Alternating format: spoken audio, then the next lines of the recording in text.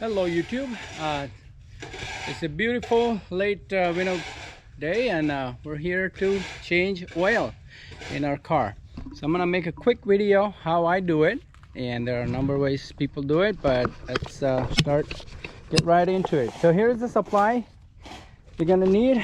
First is handy dandy latex gloves, of course the oil and the filter. You're gonna need a blue shop towel, a funnel, and a filter opener. So oil filter, I generally use this one, but sometimes the filter is stuck, then you're gonna need some persuasion. So this is the one you can use, and a drain, some sort of oil catch pan. Also, if you're doing, I generally don't put the car on the ramp, but I did today just so I can make the video, and I'll tell you in a little bit why. But you're gonna need a pair of ramp, and we're like a tree shade mechanic right now, so we're just jacking up on the gravel road here. All right, so some basics. Every engine is gonna have some sort of engine oil inlet like this. It typically has a water oil type written on it, as well as a dipstick. It generally, again, depends on the car, but it generally has some visible color to it. This one is yellow. Sometimes you'll find orange if it's a Mopar or Jeep. And so that's the two things you need to know. And the last thing is the drain bolt, and which we're going to talk about in a second. Now, a few things, safety. If you're using the ramp like I'm showing you, it's very easy to get off the ramp, and you kind of see, I took a video of that when I was getting started. It can, you can jump it. Yeah, so have a helper kind of spot it. I had a guy spot it for me, thankfully. And so that's the only thing. The oil, before you change it, you want to heat up the car so oil is at the operating temperature. That'll make it easy to drain. And then I'll show you a trick I typically use. Car, and I'm going to show you a few things. So if it's a front wheel drive car, which most passenger vehicles today are, you're going to have a typically, I don't know, you guys can see it. This is, you'll find some sort of transmission body right there, and oil pan. So oil pan's gonna look just something like this. It's gonna have a steel bottom, or alloy in this case, but typically it's a steel bottom, and it's gonna have a side bolt typically. Now, this is the trick I was gonna show you. So typically there is a drain bolt here, and you have to open it every time you change oil and tighten it. And like I say, this pan, if it's a steel pan, it's gonna have a very thin wall, and a lot of time if you don't torque it right, you're gonna strip that bolt thread in the pan body, and then you have a big project on your hand. So to avoid that, and if you're gonna do this every day or every time, not going to shop, do something like what I did. This thing is, I don't know, you can read it or not, but this little thing is kind of like a faucet for oil drain. The company called Fumoto, a Japanese company, makes these. I've had a very good luck. I've had them in service for like years, over a decade now, and they never leak. Okay, so make sure you buy Fumoto brand. So this faucet allows you to remove that bolt one time and instead put this valve on. And there are a few types you can find on Amazon or wherever. I've gotten this one, and it's very easy with this. All you have to do is just lift this little tab here, lift it out, and then just turn it over, and there we go. We have a drain. So that's all you have to do to drain the oil every time now. So we kind of position our pan so oil drips onto there. The only downside of these little faucets is the drain's a little bit slower, as you can see. Like a big waterfall that typically comes out when you open a drain bolt. But hey, this is good enough for me. While this is draining, you can go and have a cup of coffee. And let's talk about the filter. So typically a car will have an engine oil filter like bottom here is showing like right there, or on the side of the oil pan or engine block or somewhere you can easily access from the bottom.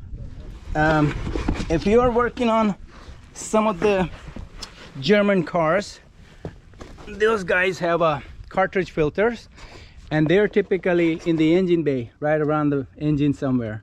My Jeep has these under here. Sometimes you might have to remove this engine cover if that's the case.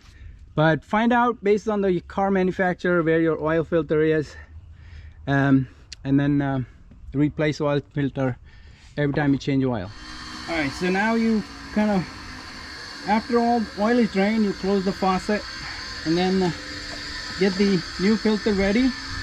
I typically put a little kind of dab of old oil just to kind of make sure it gets a pretty good seal, and I put it on and I get that oil filter ready, new one, and then simply use your oil wrench, oil filter wrench, and loosen up. Remember, lefty loosey, righty tighty, right? So you kind of loose it, and as I said, put the pan down below. It's gonna drain oil as you remove this filter, and so this is the messiest part of the whole thing. And I'll loosen it a little bit, let it drain whatever the oil there is.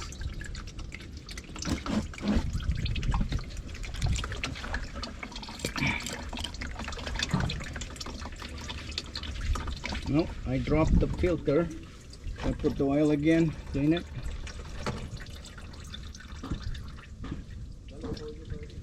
Alright, there you go. Most of it is right. And remember, the oil is a little bit hot. The filter might be hot as well, so just be careful. And then just drain whatever left over it into the pan. And like I said, this is the messiest part of the whole operation. And once most of the oil is gone, you kind of want to clean the filter housing just a little bit with a rag, and then you spin on the new filter right where it belongs, and just hand tighten it. You don't want to use the wrench. These filters are designed to just hand tighten, so just hand tighten as far as it goes, and that's good enough. Once the engine starts and oil is pressurized, it's gonna get good tight seal. So don't worry about it tightening it too much. All right, and that's it. We are done with draining the oil. Now we just have to put the new one in. Use a good funnel and start pouring the oil. Now, you want to know the oil capacity of your car make and model. Typically most modern cars, if it's a gas car, it's going to take at least a gallon, somewhere around there, 4 quart to a 5 quart. And if it's a diesel car, it's going to take a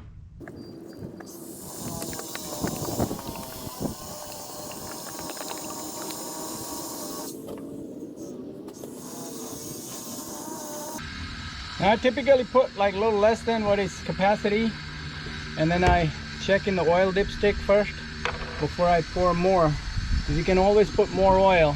You cannot take the oil out unless you want to drain again, and that's not fun. So just take out the dipstick and wipe it good with the oil rag, or sorry, the shop rag. And you want the oil to settle down a little bit, and then kind of measure. This is just over the hole. Now remember, the oil right now my car is on the ramp, so the level is going to be a little bit off than it would be if its car is settled down.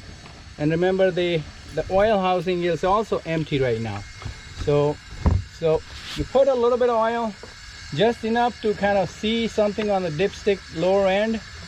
And final top off, we're gonna do it after we take the car off the ramp. Okay, so now the car is off the ramp, and when you take it off the ramp, make sure you close the oil the oil inlet cover, because sometimes the engine vibration will spill the oil out. So when we took the car off of the ramp, it did two things, right? It's now the car is level on the ground, so all the reading on your dipstick is going to be accurate, as well as we ran the engine, so that means our oil filter is now completely full with oil, so that is going to also give us an accurate reading. So typically, if you haven't changed oil before, you're gonna see something like this on an oil stick.